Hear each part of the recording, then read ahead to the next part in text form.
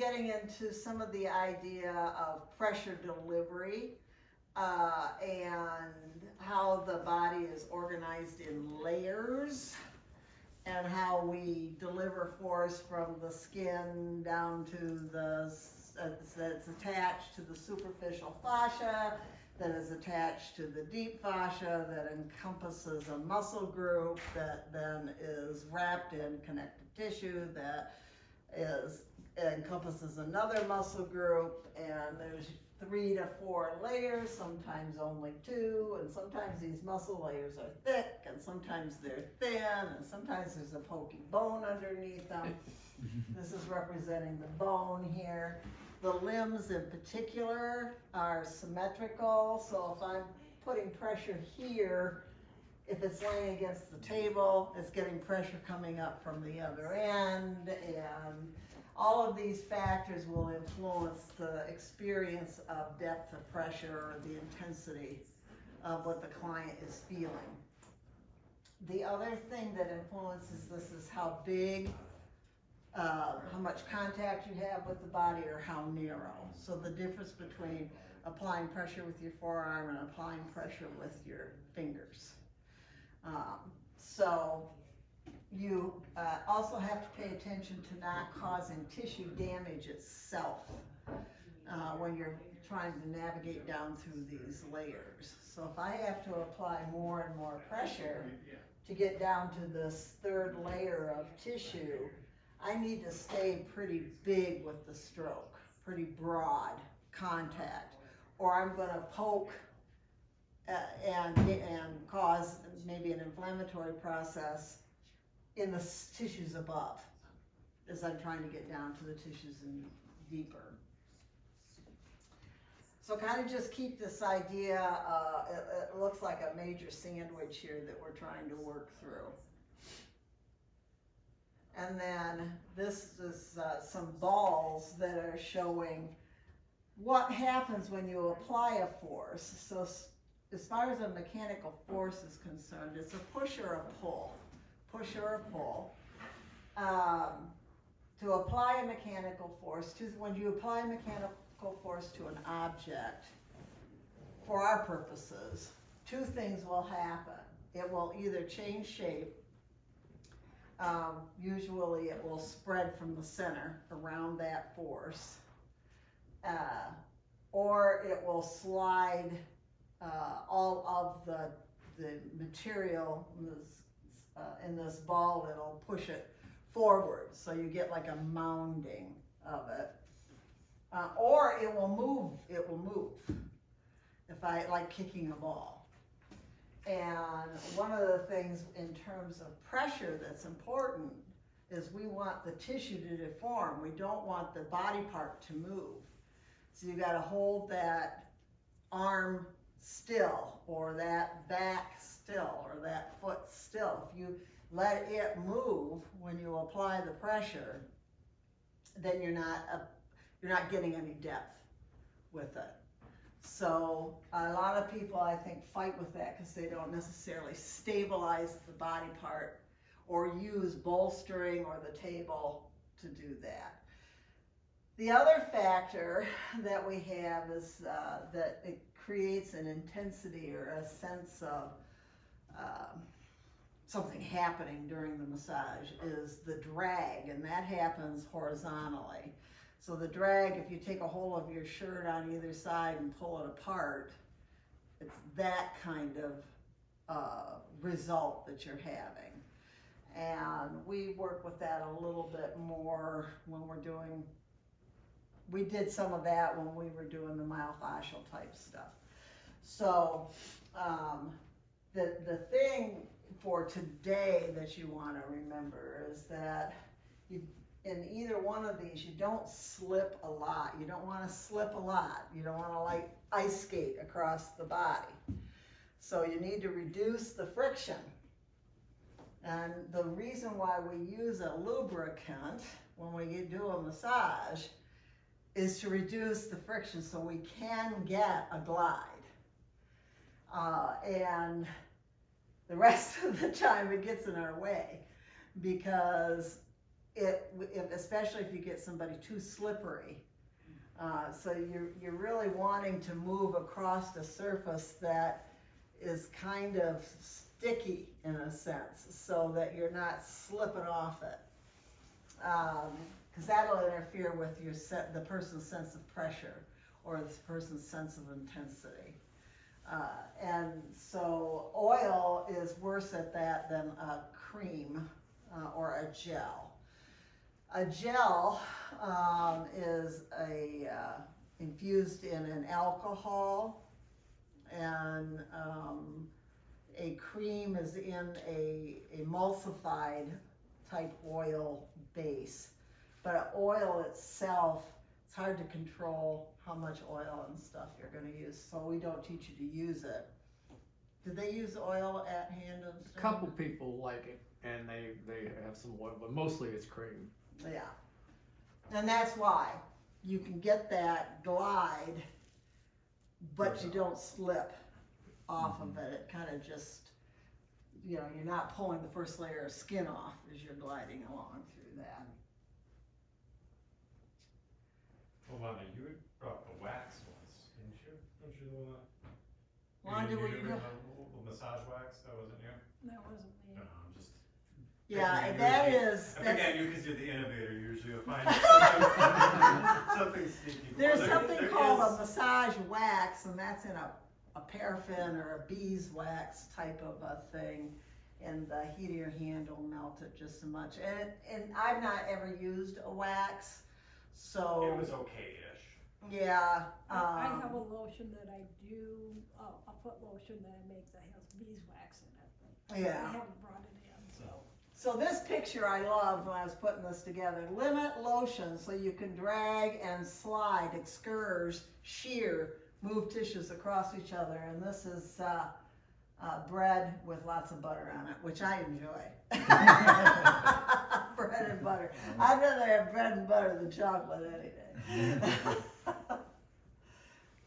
So the picture we've got here is a demo of probably Luke's arm. The person's prone. He's holding the leg still right below the knee on the calf. And then he's gliding up a hill. He's gliding up the hamstring. So when you glide up a hill, so the compression needs to be 90 degrees. Straight down. That's where you get your depth, is straight down. Then you change your angle a little bit to get your glide. So a 90-degree angle looks like that. It's an L shape. And so if I'm trying, and this is what chiropractors do, and this is another place where things get confused. They'll have a low table because they want to come right straight down on that spine, like that. They don't want to necessarily come in at an angle. That's not what we do. We're not trying to apply a brisk thrust straight down. We're trying to move, slide, glide tissue in front of us, like a little mound in front of us to make sure the tissue layers move. Well, it's a sustained application versus one immediate. So if I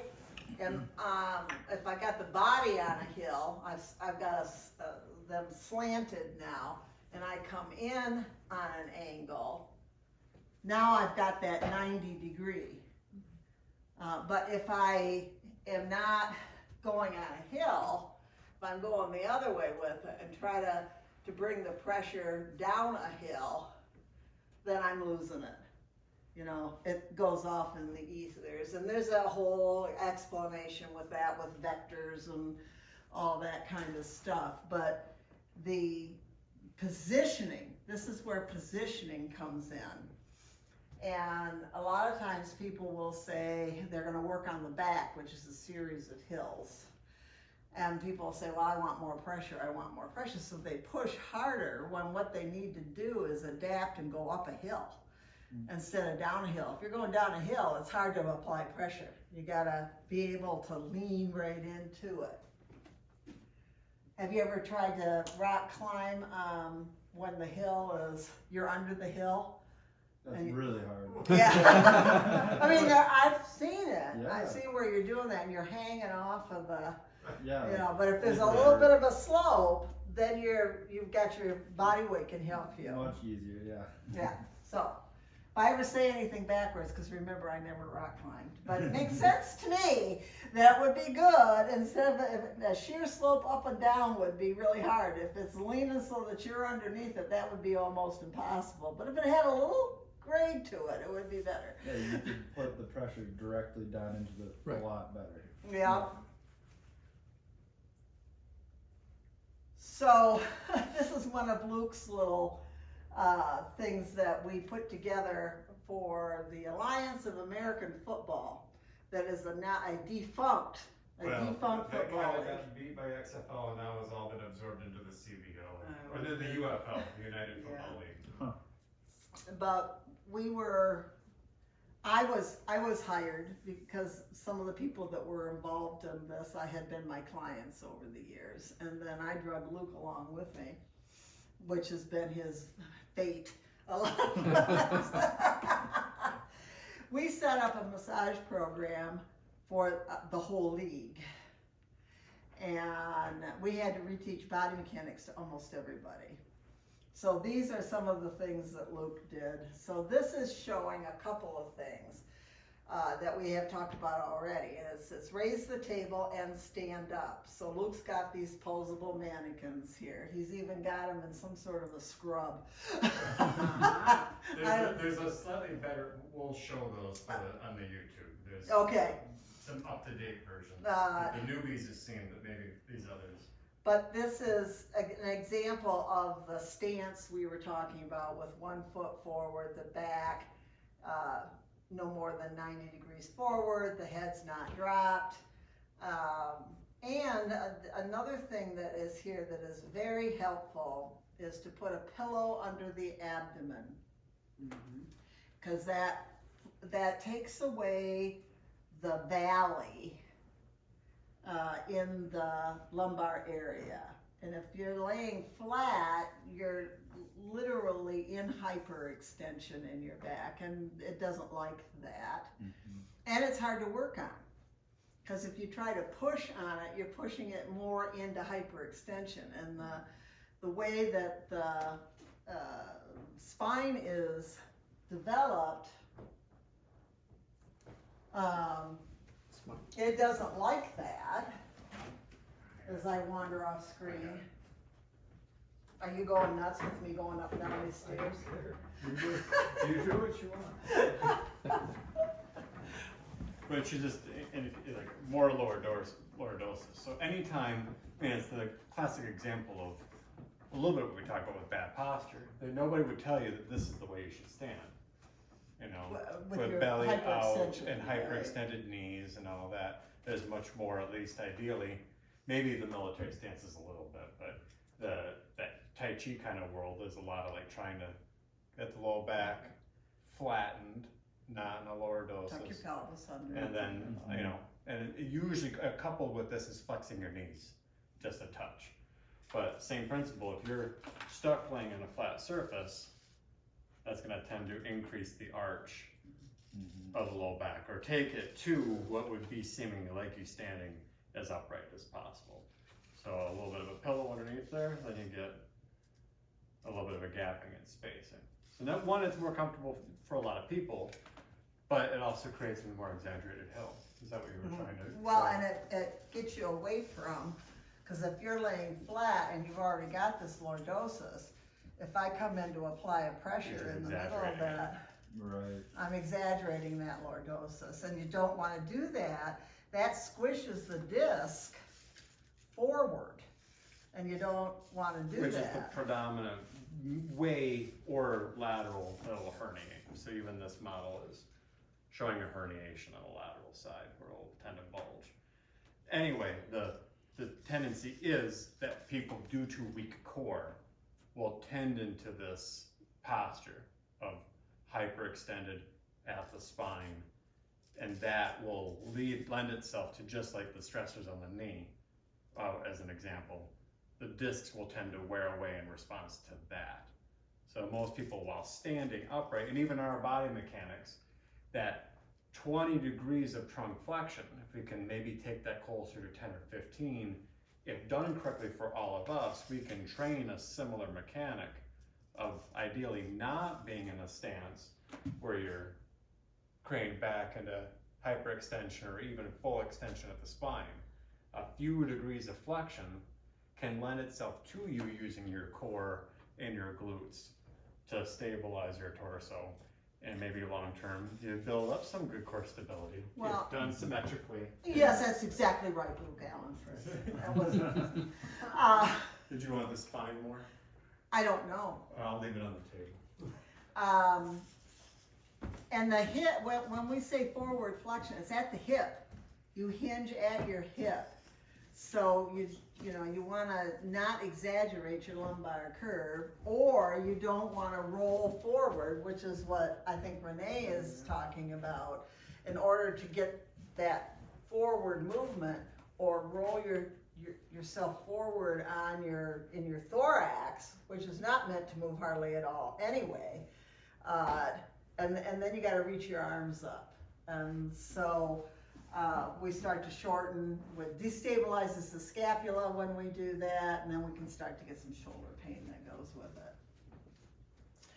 This series of pictures here, one of the things that I noticed was people is they get themselves lined up pretty good. So we got this person on the table height is decent, they got a pillow under their belly, and I've got my body lined up, and I'm going to use my fist or palm, and I lean forward, my belly button is faced in the direction I'm going to go, and then I want to move. I want to move to a different hill. All right, so I'm leaning up the glute hill to start here, but I want to change where I'm going and going up a different slope of that hill. And what tends to happen is people don't move their feet, they move their upper body. Now you're twisted. Mm-hmm. And so this is demonstrating here, lift your foot, realign, and then go back to apply your pressure. And so I will tell people over and over when we're talking about body mechanics, it happens, 90% of it's happening at your feet. You know, if you got your feet right, everything else will probably fall into place. So this particular one showing the same kind of thing with a forearm, and then I also showed kneeling. Now, anytime you see me kneeling to come down, that's an adaptation that people are starting to use, but they're using these rolly stools. And they're got the table low, and they're rolling around on these stools and working that way. Why not, Ed? Because every force goes, every time you try and push out, you push back. So you got to lock the Action, stool. reaction. Yeah, either you got to lock the stool, or the other thing it does is it takes away your ability to really use your lower body to drive the force. Now you're using all your upper body to get your pressure when you use the stool. Where it does come in handy to use a stool is like you see in this one picture. I'm coming straight across. I got my shoulder at a 90 degree here, but I'm going directly into the side of the leg.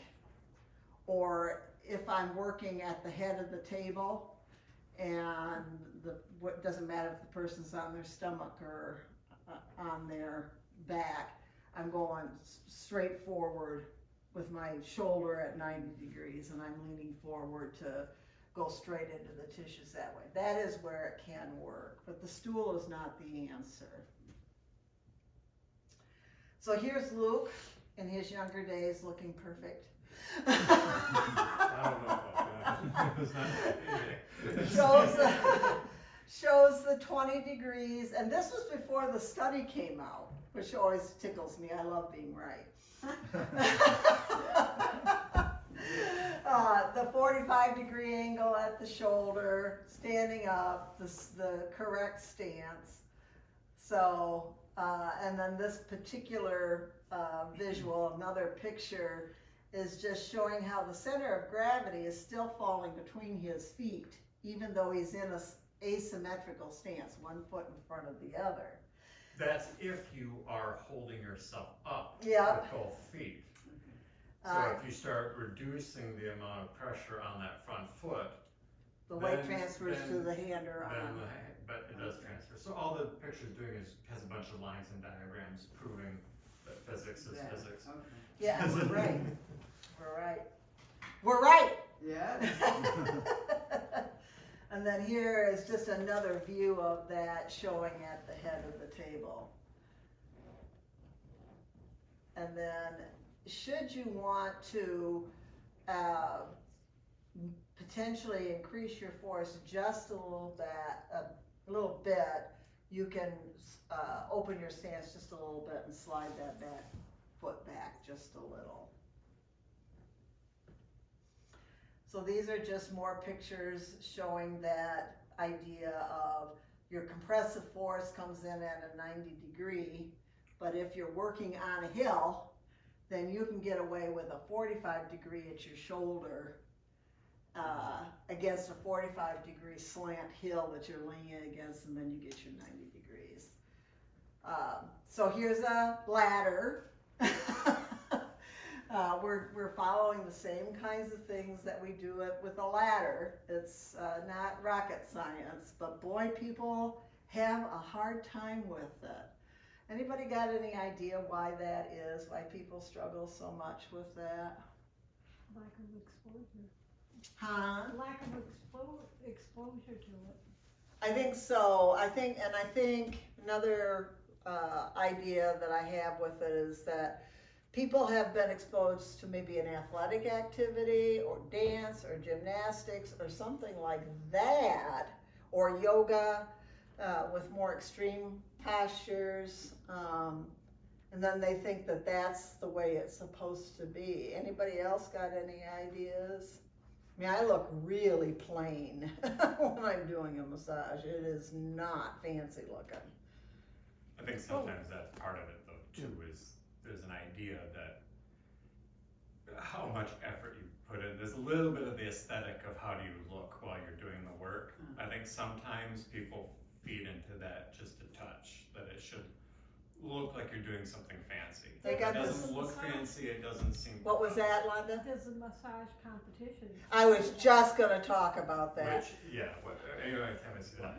It's something called Massage Championships, and it's really performance art. It is.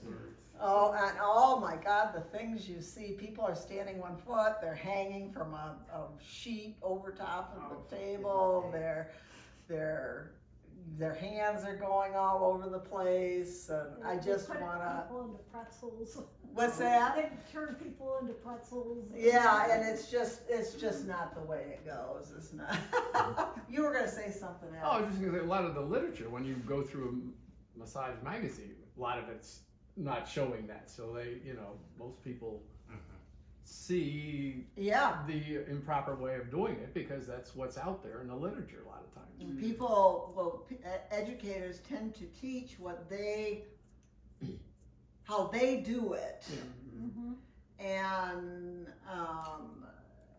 I'm guilty of that too, but I have worked to move away from how I think it should be in my past experiences on stuff to follow biomechanical principles on how things go. Counter pressure is what happens when you squeeze two forces together. So if you pull up on something and push down, it is a strategy for more pressure. I rarely have to do that. So I'm leaning against somebody and I grip a hold of the edge of the table and I pull up on the table along with what I'm doing, then it's automatically gonna take my other force from my other arm and pull it down. It's a good strategy for a little bit of work, But if you're having to do this all the time, it's because it's effort. When you're squeezing two forces together, that's work. Luke? What I'll argue is, something that I think both of us take for granted that I've had to examine, is that she and I, obviously I, learned from that one, but, will tend to use the non-working hand to hold the body stable. Yes. It's not necessarily a counter pressure by definition, but by holding a part of the body or the body itself stable with the other arm, even by just planting the other forearm strategically, that does lend itself to getting more, at least the perception of pressure. But it's not as much like grabbing around the other side and pulling into my pressure hand as it is just holding the leg still while I'm working. So her description of when working on the hamstrings and prone, if I'm working on the hamstrings from proximal, so from distal to proximal, so towards the hip, if I hold the lower leg, Yes. I hold the calves still, that's gonna make it more efficient on the hamstrings, because they won't roll away from me and all that kind of stuff. And the table itself, or the platform underneath, is applying pressure up against you as well. And sometimes if it's not padded right, or somebody's bony on their hips, for example, you apply pressure in the area, and then they're uncomfortable because the table is poking them in the hips. Now, putting that pillow under the abdomen solves that a lot of the time. Pokey shoulders too, you can get that. So there's been a tendency to adapt to a mat to see if people can, or adapt to using their legs and feet, because they're burning out and it's hurting their arms and shoulders or whatever. We do teach that. You got that. Yes, did you? Yes, for graduation before you moved over. Kylie taught it to you, correct? And we teach you to use a cane for stability, but a lot of times you'll see people hanging off of a bar or something like that, and that's just very counter to what your shoulders are meant to do. Yeah. Either the bars from the ceilings, and then the table, ideally it's a hydraulic table. And the hydraulic table is changed in height based on the height of the therapist. Or there are a series of bars that will go around the mat, like a railing system. So a person can hold on to the railing around it. I think it's ashiatsu or something like that. Ashiatsu hangs from the... That's the hanging one. Hanging. So that's the other, I can't remember the name of the one And with they the also rails. use some support strapping too. Yeah. Yeah. One of the things now is to use a counterbalancing strap. We did that years and years and years ago when we were trying to figure out ways to help people apply more pressure, and it really didn't work. You use the strap, held on the strap, and leaned back and pushed with your feet, but people were afraid they were gonna fall, and so they didn't do it. I'm personally a bigger fan of just getting a cane with the L-shaped handle so it's flat on top, and with the 4 posts at the base. So I think a we 4 got prong. one in there. Yeah, we have a bunch of them. So if you're gonna do that, or you get down on the ground and use your shins, like these pictures, you can get all the way down on the ground and just be on. The mat has to be big enough to accommodate you a little bit too then. And so you see this in a lot of your culturally based systems. Thai massage, shiatsu, ama, which is, shiatsu is Japanese, ama is, I think I'm saying that right, is Chinese, but a lot of your culturally based systems, people are on the floor on a mat and they may be mostly clothed, and they're not using really any glide. It's all compression and movement that goes with it, but it's a good strategy. I did this a lot when I was younger. Well, we did it with the linemen in Detroit at the Lions because they couldn't even, they didn't want to get on the table. They're afraid the table wouldn't hold them. Wouldn't hold them, yeah. The big football linemen, then when they'd lay there like this, you put them on a mat, they just sprawl, and it's a lot easier to work with. Somebody's I've like, also climbed up on the table and done some of that. yep, Yes. yep. Mhm. So, but your bolstering, as you can see here, you still have the same bolstering under the ankles, on the abdomen. You can use a rolled towel at the forehead in lieu of a face cradle. That'll lift their head up just enough so that their nose isn't smashed. The square bolster, happens to be pillows, but the sideline position with the square bolster. And it is effective. It's a good way to do stuff. A couple more pictures here on that.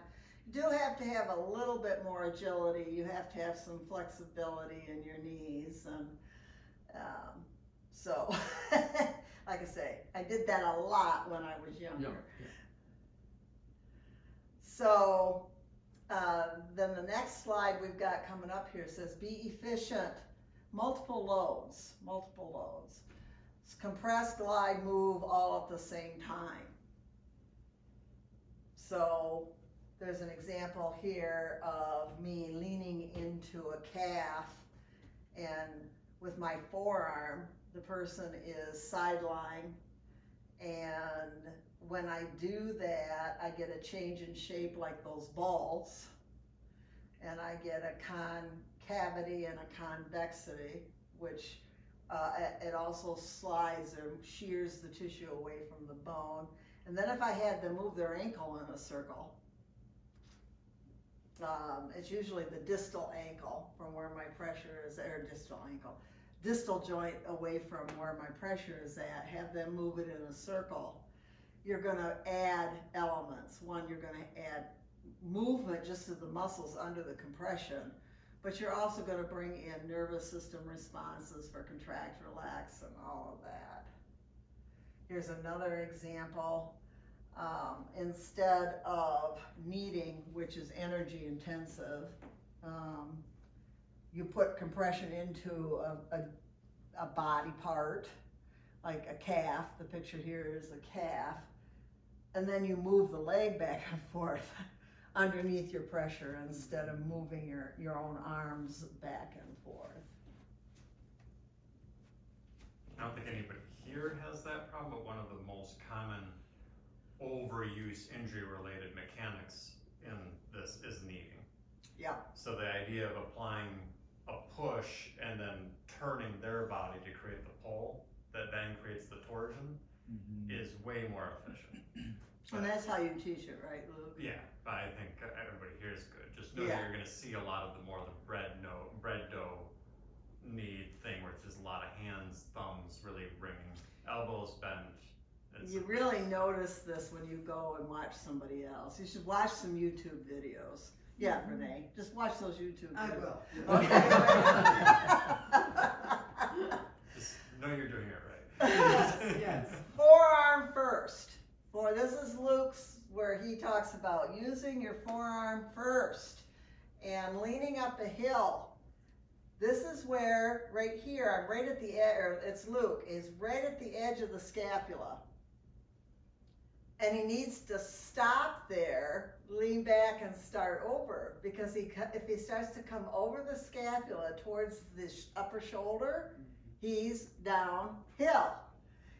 And if you're going to get that area from the scapula up to the base of the head, you need to be standing, even though it says don't stand at the head of the table. But for applying compression, you're just in that one slope. It works just fine. Also notice we've got a relaxed wrist here, and the forearm is flat, and the area that's being used to apply the pressure is distal to the olecranon, below the elbow point, till about 1/3 to 2/3 of the way through the forearm. Not at near the wrist and coming down.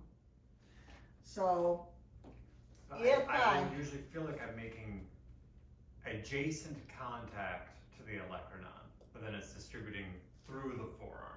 So contact starts close to the elbow and then up into the forearm, not right in the middle of the forearm. so if this is what's correct, right? This area right here, right? I'm pressing down. That is coming from my shoulder. My shoulder is stabilized, just like you had said, Londa. It's pushing, if you got a funky shoulder, it's pushing up and stabilizing the shoulder from here down.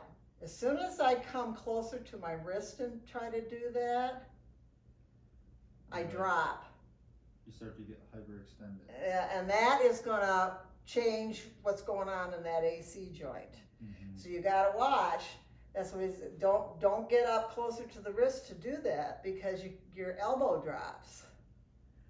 So what people will try to do is they'll use the other hand to hold that down, so it doesn't come up.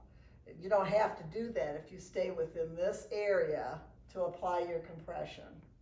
So I'm gonna glide, I'm gonna start right, and then I'm gonna end up here with a glide. I'm gonna start correct, and then I'm gonna glide, and now I'm, so you've gotta maintain your excursion, your movement, so that you stay there and don't end up veering off. I tend to list to the right when I walk. Don't do that. Stay right into that same vector. I don't think it's a vector, that same line. So that's just another example of using that part of the arm, and the wrist, the hand is relaxed. It's okay if it comes over. In fact, this hand, the opposite arm right here, is holding those hips still. And I am letting my hand lay on the tissue over the sheet. The client knows where that hand is at. It's not a ghost hand wandering around. They don't know where it's at. Now, obviously, you wouldn't do this if you were over one of the no-touch zone areas. People think that you can't use the forearm in certain areas, but it's safer in some of these vulnerable areas where vessels get close to the surface of the skin, like in the back of the neck or the side, because it's big. You're going to hurt a vessel if you poke it. So I'm using, that whole forearm up into the base of the skull and onto the occipital ridge and through there. And this is coming from the other end, coming from the head and coming in. The idea being that, again, I don't think present company is much of a factor, but one of the issues tends to be people trying to work starting in the low back and do a glide even with their forearm up to the shoulder, as opposed to just walking around, standing adjacent to the head and working from the shoulder down. Yeah, start in the low lumbar area. We're talking about them prone. So in the lumbar area, your excursions to the tip of where the scapula lays. It's a better Move. force on the ribs anyway, to be applying the rib, to be essentially squashing the ribs downward into an exhalated state. So it's better and more efficient in many ways, but it's an odd place that does get missed. That was one thing when traveling. Therapists regularly would work downhill. As I said, they would bounce over the scapulas and just go over that area going downhill, and it's silly. So this, I don't think I intended it this way, but it's a really good picture of how not to position your forearm. So do you see how I'm in the middle of my forearm closer to the wrist and that elbow's hanging off the edge there? And I would make an educated guess that happened because of just trying to fit my arm in there. So if the arms were switched, It would have worked would have better. been a problem. And then change direction so that I stay on a hill. Now, I believe you need to work on the tissues around the hip, and you need to work on the abdomen if you're going to get your best effect with massage. Ed, do you want to talk about that? Well, we were fine with Levita, but when Hand and Stone took over, they consider a no-touch zone from mid-thighs to 1 inch below your clavicle. You're not allowed to touch any of the abdomen, although I found a way around that. How'd you do that? It's a no-touch zone, not a no-work zone. So I take the client's hand, I put it right here, and I just work what I have to do, but I'm not touching the no-touch zone. They're touching the I'm allowed to touch the hand, so I use the client's hand to get around that. So there have been industry that's become a norm that influences how we do stuff. So Luke will, at least initially, Luke will teach you to work on the don't call it glutes, call it hip, but it's glutes, over the sheet and applying primarily compression, which is fine. And then he'll show you how to, youth characters, it'll be compression plus movement, which will get your multiple forces going in through there. And that's okay, but you couldn't put a cup on that if it wasn't draped. Cups suction has to be on the skin. Tape has to be on the skin. Certain types of myofascial type work where you drag, that has to be on the skin. So I think that area gets missed a lot because people don't know how to drape, and they have become very hesitant about working in that area. And if you're working on an athlete, they need to have, especially, or anybody that's got any back issues.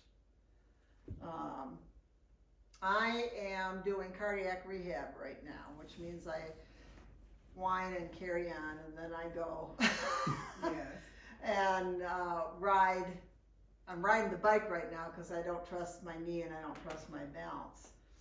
My behind is sore, from stabilizing and stuff with that. So, so draping sometimes can hinder good body mechanics if we're not confident with it. But here's an example of working over clothing. And this is becoming a trend of working, again, it has to do with trying to mitigate this idea of inappropriate touch, so that there can't be an opportunity for inappropriate touch, or for somebody to act inappropriate. Like could happen in a closed room. Everybody's in one room. This is the stretch zone idea. You're all in one room, and there's no division or anything, and people have their clothes on. That's kind of where that is coming from. So this is an example of doing that. Compression plus movement. Just leaning into the glutes. And then moving. And there's Luke on the hamstrings. Very good position. See how the hand just goes across? The forearm is just going across and laying on the other leg. What would happen if he tried to lift his wrist up off of that leg? What happens at the elbow region? Get a little pointy. It gets pointy, comes up. Now that is a strategy for working in a narrow area, but it needs to be deliberate. Do you remember this photo shoot, Luke? Yeah. And then here's another picture of me letting the hand lay across on the drape, so that they know where it's at, and then moving. I think, personally, kneading is the hardest stroke to learn to do, and do it effectively. And it's a torsion. You're creating a torsion strain. You're twisting, like wringing out a washcloth or a sponge. It's good for moving fluid, like squeezing out like, remember I was telling you, squeeze out the capillary beds, you know, that kind of thing. It's good for just creating pliability, but it's hard to do. So you want to do it, it's not hard to do, it's energy. It takes energy from you, and it requires the use of your hands to do that. So if you're gonna knead, you want to knead big. And it's gonna involve a push and a pull. A push and a pull. And this is best demonstrated when we got somebody on the table on how to knead and push and pull. But you see how this one arm is across and under and really got a hold of the tissue on the thigh here? And then the other hand, looks almost like a staggered stance, doesn't it? The other hand is on the other side of the leg. That is your push hand, and that's going to stabilize that leg. And then where your hand is wrapped around into the inner thigh, you're going to lean back and it's going to become a pull, and that's how you're going to get your twist. And that's showing that. And then combining loads, again, doing more than one thing at a time. Glide with a movement, compress with, you know, somebody doing a circle, whatever. And I think we've seen quite a few of those. There's young Luke again on the hamstrings. This time he's doing something that looks more like a pin and stretch. So he's on the hamstrings here, and he's got the hamstrings loose. The knee is flexed a little bit. He's come down and stabilized and compressed that tissue. Then when he straightens the leg out, it pulls the drag when the leg comes out straight. Are you visualizing that, Renee? Okay. Then we've got the change direction that we've talked about. Work big, use your forearms. Always think, how can I use my forearms? Especially on the feet. Feet are thick tissue. And, you know, and if somebody is ticklish, people want to use their fingers and their thumbs here. But you want to position the person. Sideline is actually best, but prone or supine, and use your forearm in there to apply compression, and then have the foot cupped in your other hand and move it around underneath there. Limit the use of the hands, and when using the hands, use the fist or palm, not the fingers. So there's another picture of using the forearm on the sole of the foot right into the arch, and then I'm using my other hand to twist it up into my pressure. This is a little bit of a counter pressure. But my wrist is very relaxed there. There's fists. Now if you're going to use your fists, you want your elbows to be stable. Are your elbows hypermobile, Linda? Yeah. Yeah, so you don't want them to bow. Right. Right? So an adaptation for somebody who's hypermobile with this, sometimes you have to start out with your elbows just a little flexed. Yeah. So, and this would be a great place to do the thumb thing that we learned from Jaden, right? Mm-hmm. Hold an area still, hold it still, and then glide, and then move the client. Change the position of the client so you're leaning up a hill.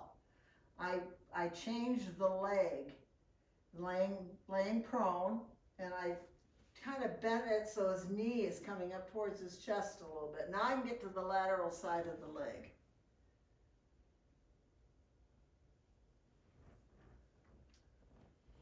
Rocking and shaking is a very efficient movement that is not compression based.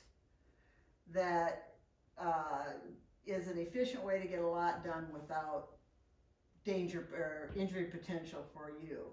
So just keep that in your head that you might want to incorporate more rocking and shaking. Here I moved, the person's laying on their back. I took the leg off the edge of the table to create a hill for me to glide on. Another picture of the same kind of thing. Whoop, am I going backwards? Yeah. Here the person is supine, and I've turned like I'm bringing their heel up to their groin. And then that allows me to get to the calf and into the inner thigh, which is easier done if they're on their side, but if they're not, this is a way you can do that. It's externally rotating Yep. at the hip. Get to the medial aspects of the thigh as well as the calf.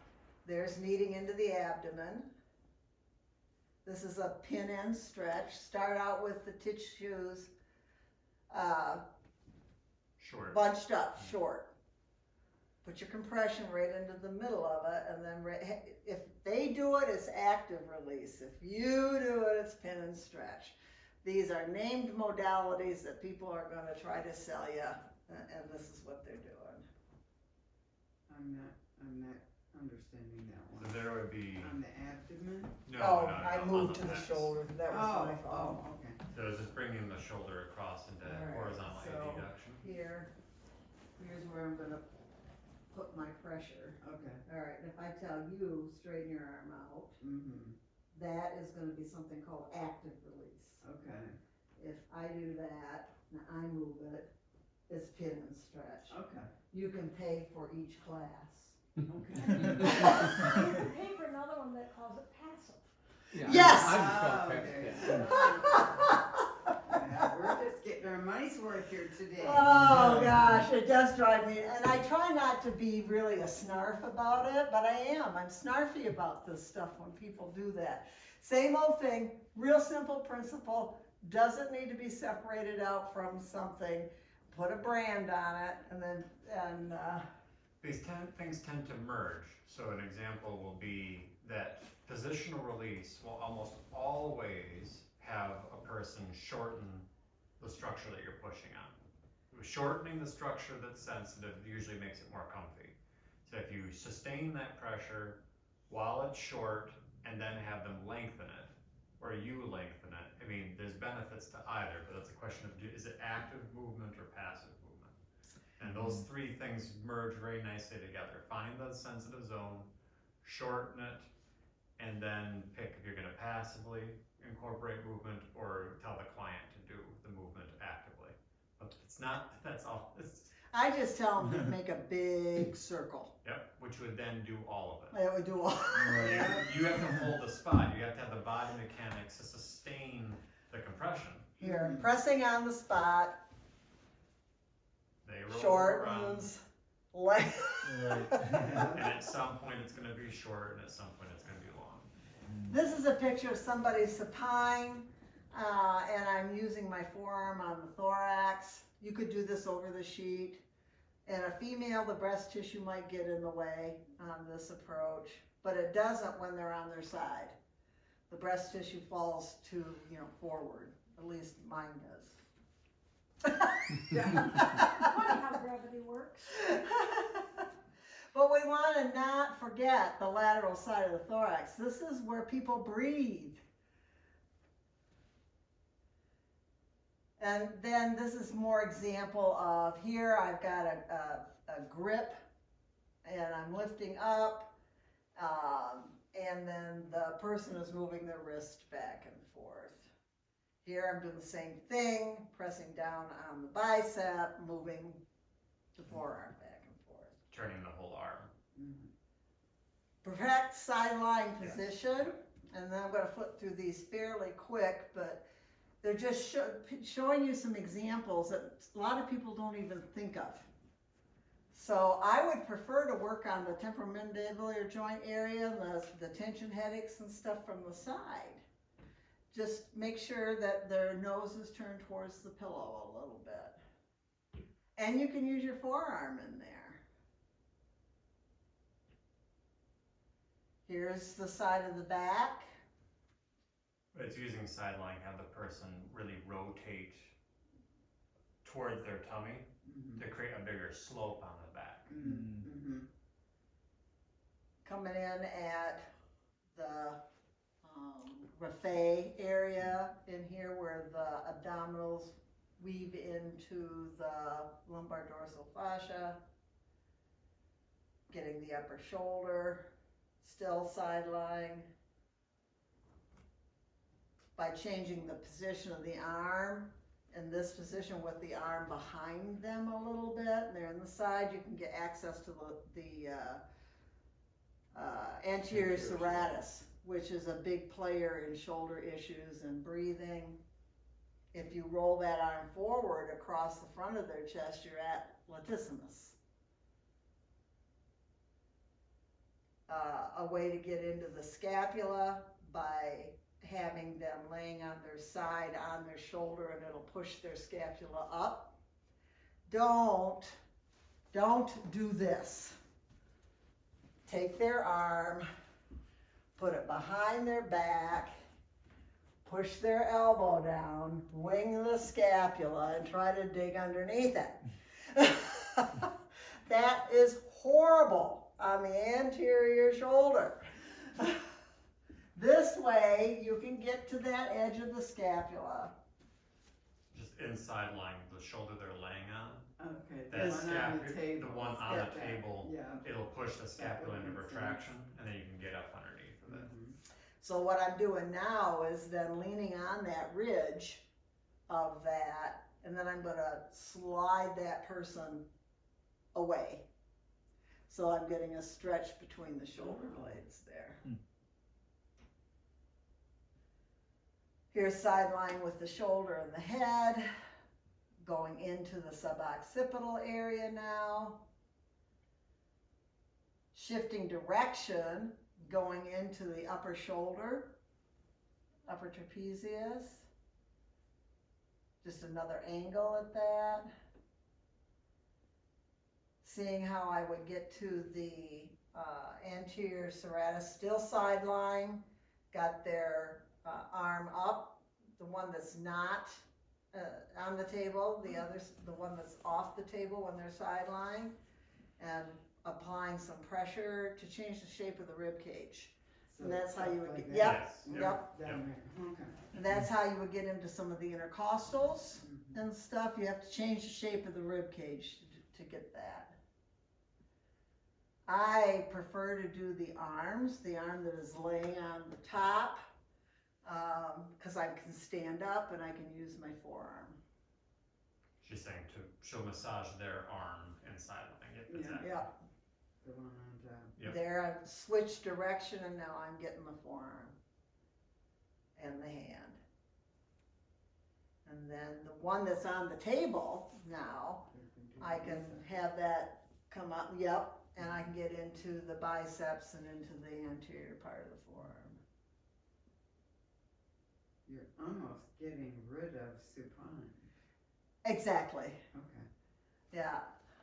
This shows working on the inner thigh. Actually, if I were going to try to get rid of something, I would get rid of prone.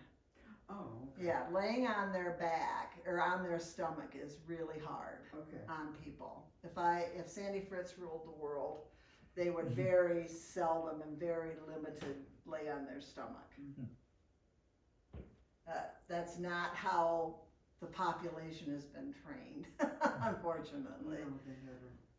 Yeah, they think they come in and they flop down. They on do, their they stomach. flop right down on their stomach. So the adaptation I've made on that is the pillow under the abdomen. Mm-hmm. This is just showing the calf inside line, bending the knee, inside line, doing some kneading inside line with the knee bent. With the knee bend, it creates slack on the hamstrings Yep. and those calf muscles, so it makes them softer, and you can get a bigger shape change just more easily. You're talking about the one on the table? Yes, Yep. yep, oh, yep. And of course, the lateral side of the leg, this would be the one that's on the pillow or on the bolster on top. Mhm. And then the feet, there's a lot you can do with the feet in the sideline. You can line yourself up better that way. And then again, move. So this one is showing, one hand is gliding the tissue towards the knee, and the other hand is moving the foot down, and you're getting that drag in between. Forearm on the foot, sharpened it up, narrowed it up to get more pointed. There's the spreading the toesies. Pressure plus movement by pressing into the arch and moving the toes. And then we've sort of covered this, but I'm going to blast through at the very end here. Press on anything hard enough, it will hurt. That does not mean there's something wrong. People will say, well, I'll say, is that the spot that's bothering you? And they will say, no, but it hurts, so it must be something. Yeah. No, I'm pressing on it too hard. Or I'm poking. If it really is a spot, it will create a familiar sensation. Use broad-based inhibitory pressure plus movement. So if they got a spot, all right, I've got a spot on my forearm. They got a spot, press on it, and have them move. That's what you do. That's something that I have not, that has fallen completely out of anything I do. I'm not used to having them move under my Pressure. And I know that's beneficial. It is. I mean, it really makes your life easier. Now, you're going to get clients that don't want to do Don't that. wanna move, right? They just want to lay there, and then that's fine. Mhm. But my little spiel will be, that's fine. I will do what I can, because I could press on it and move the wrist in a circle and passive. But if you don't get the type of results you're after, it's because you didn't participate, and that's okay. Yeah. So this is just some of Luke's funny little, figurines that he's got going here, showing some of this stuff, which makes it fun. And there's the ducky! Yay, ducky! Okay, what? It's just a rubber ducky. It's just a rubber ducky because it's the end of the. He's giving a thumbs up. She likes to quote random, Okay. slideshow. Now, if you wanted an activity on your own, go look at a bunch of YouTube channels and see how much of it doesn't fall into this. And you may pick up some good positioning. You can always learn something, again, like we learned with the thumb against the hand. But you don't want to pick up bad habits either. If you look like you're working hard, you're working too hard. If you're all out of what they call a neutral position, if you're all out of that and bent and twisted and all of that, don't do that. Think about how you would move around daily. So I would not move around in my daily life like this, would I? Unless you're a crab. This crab walking back side to side. I wouldn't have a lunge like this in my daily life on what I'm doing.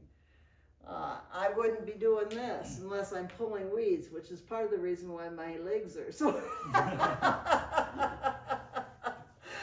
So if it's not something you would do during your normal movement throughout your day, then you need to simplify what you're doing, change the person's position, and you change yours. And I can't tell you how often it's raise the table. Sometimes it's lower the table, but almost always it's raise the table. Can you think of anything, Luke? No, the only part that sometimes it's in one of the other little clips, but with the shoulder alignment. So I know there's two shoulder people, but we've covered the stance idea very well, lining everything up.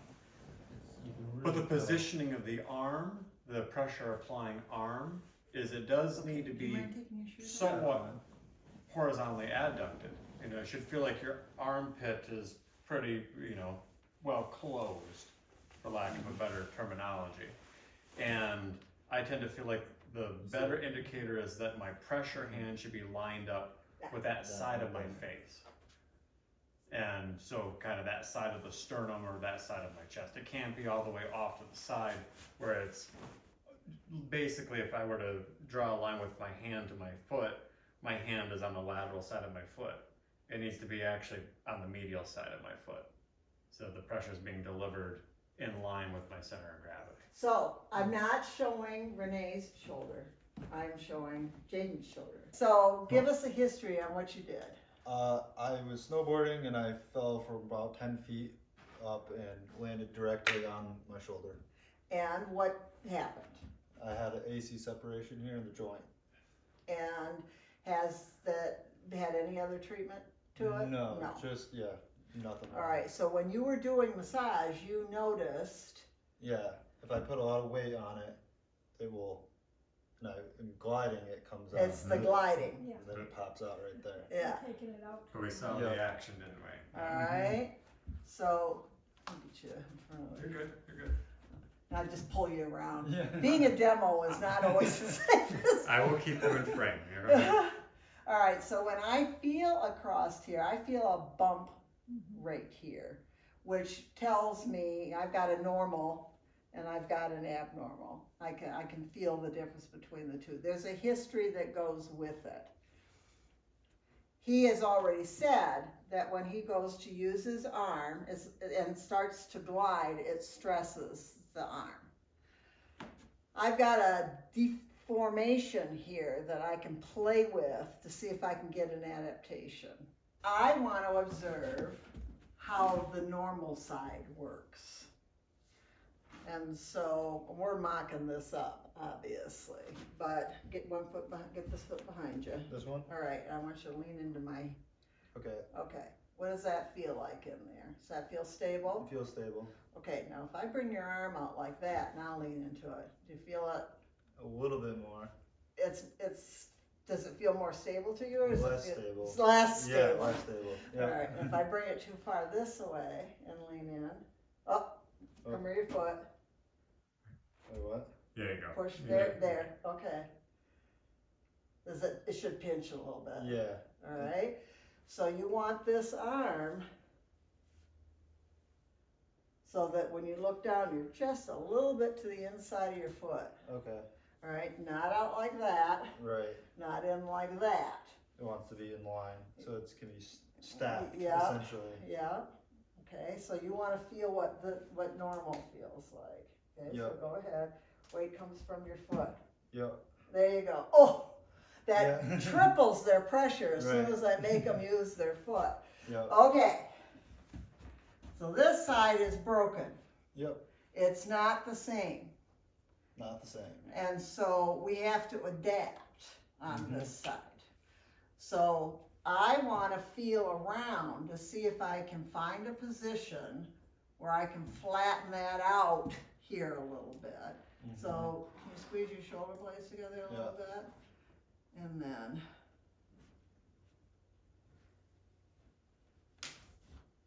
All right. So all I really did was had you squeeze your shoulder blades, That's what I. brings it back, I've been working on like my scapula, like just doing Yeah. little. and I externally rotated at the shoulder, just a little bit. Okay, now get your stance. No, Also, Yeah. Yeah. also tuck your scapula into your back pocket. Okay, so like Well, draw it back and down. down. down. There we okay. go. Okay, now that's the exercise. Okay, now lean. So that feels a lot more stable there. Right, Yeah. okay, now go back and do it wrong. All right, do it the way you were doing it. Yeah. More like Oh, yeah. that. Yeah, and that was bugging. Yeah, that was bugging. All right, so back and down, scapula back. and Yeah. down. This will become second nature. Right, yep. All right, that's just gonna stabilize your shoulder. Mhm. Now the other thing you don't wanna do is come up. You wanna keep, It down. once you get your arm in this position, Mhm. okay, got it? Okay, you're Yep. gonna move forward by bending this front knee. You don't move your I'm arm. not moving my arm, yeah. Yeah, you Keep don't, this here. yeah, you get it out here like this, and that's your excursion. Okay. All right, in- it's in not- the knees. Yeah, all right, now, it's not, go ahead, it's not, It's not that, yeah. it's not to that. And some of Right. it's gonna be maybe keeping your arm a little bit more externally rotated. So a Yeah, little bit more. Just a little bit, not just. Just a little and right once you there. practice that, just so it'll, every time you do it, it's exercise. Mm-hmm, exactly. So the two things are, is you wanna bring your scapula back, Okay, and you wanna keep this close to your body, a little bit like this, yep, and then you don't move your arm once you You get see, it. some of that started to do it, so you gotta get your chest turned, turned here. as opposed to There you here, so Yeah, so it's if I'm, squared up yeah, here rather than I'll here. mirror with you, cause it's really easy to get here, that'll get you And versus, then I'll start going like this. Yeah. Yeah, don't, Yeah, to try to get your chest in in line, line, yeah. okay. But there's a middle ground here with like how much that pressure delivery. So usually there's a little bit, can be a little bit of a turn, but it's really easy to get. You start turning too far out, now you're going to be going like that. And an that's- abduction with the shoulder as opposed to flexion of the shoulder. Okay, And you want that scapula to stay frozen. right, That's where you may have to be a little bit more. a little bit Oh, more. still on an angle, not all the way like that. And it won't take long, his body will adjust, right, Londa? Oh, yeah. And that's where like I could be doing like scapula exercises and things to like Yes. even strengthen those Lots of muscles. scapula. But his pattern was very common of showing a tendency towards, it all falls in line, having that foot turned out and then letting your chest and your belly turn out. Yeah, Now, you're either gonna roll your shoulder forward or elevate it and then go and be then back. having more Yeah. Make sure pressure you're coming from. with your the shoulder in heel. abduction as opposed to flexion. Now, I don't know if he can, but I can take mine a little bit.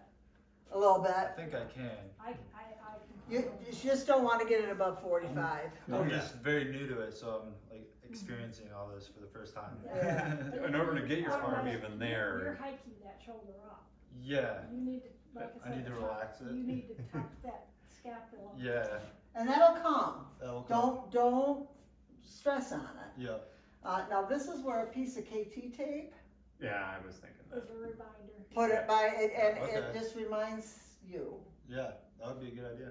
Yeah, no, there is one where you can just, Okay, cool. I have I mean, it right here. so. Yeah, and I'm notorious, my approach to KT tape is, all right, stay as loose as you can. Okay, I want it to be like that. yep. All right, tape it like that, Luke. Fix me, Luke.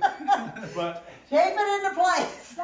there, it is where some kind of isometric exercise, you know, planks are kind of our tables lend themselves better to be in a position where you set on the table, but I had a challenge 'Cause it's where like- I wasn't letting my shoulder shrug. I was actually depressing because I was using my lats and my pecs, and I ended up causing a problem by over adjusting, Mhm. trying to not let my scapula go towards my ear. Interesting. So it's like you don't want to be here, and I also, what I ended up doing is I was too much here. Okay. So there's this kind of here, and then freeze that scapula. You can let your shoulder, you can let your arm move, but if you feel my shoulder, feel the top of my shoulder, once I fix that, Yeah,